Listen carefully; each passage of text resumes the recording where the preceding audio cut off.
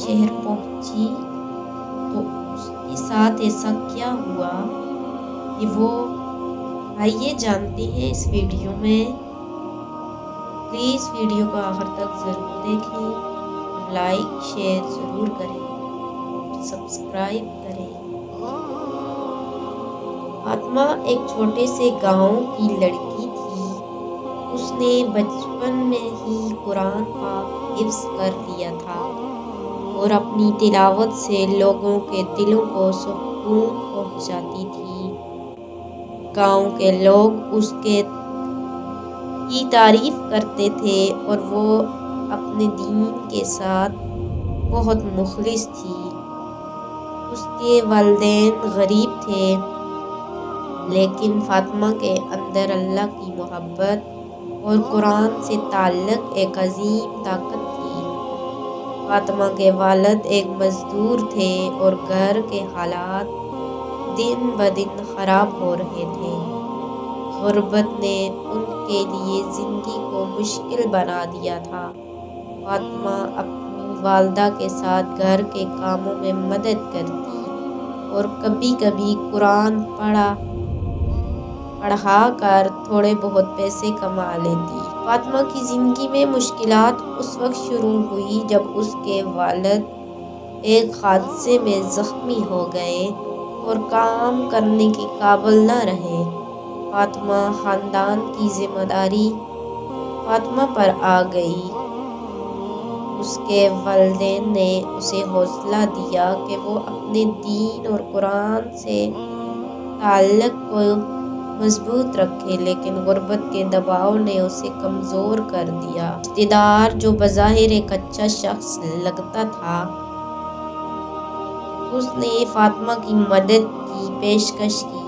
اس نے کہا کہ وہ فاطمہ کو ایک بڑے شہر میں کام دلوا سکتا ہے جہاں وہ قرآن پڑھا کر اپنے پیسے کما سکتی ہے۔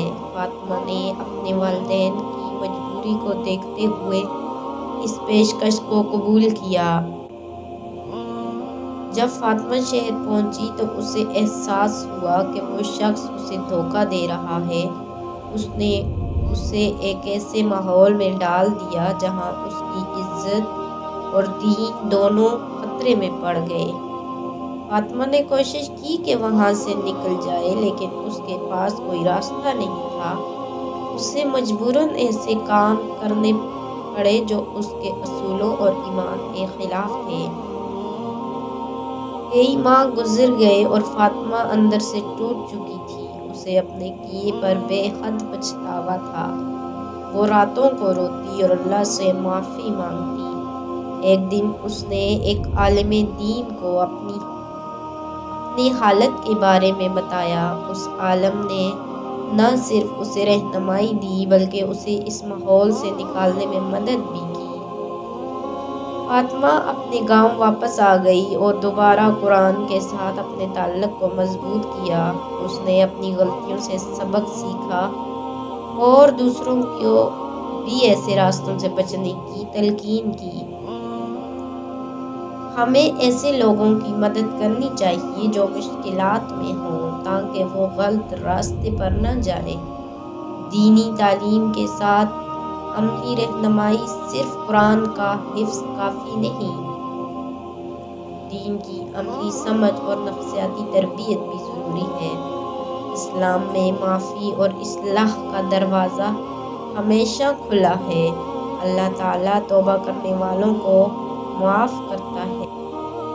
کبھی بھی کسی بھی شخص کو اس کے گناہوں کی بنیاد پر تنقید کا نشانہ بنانے کے بجائے اسے اصلاح کا موقع دینا چاہیے۔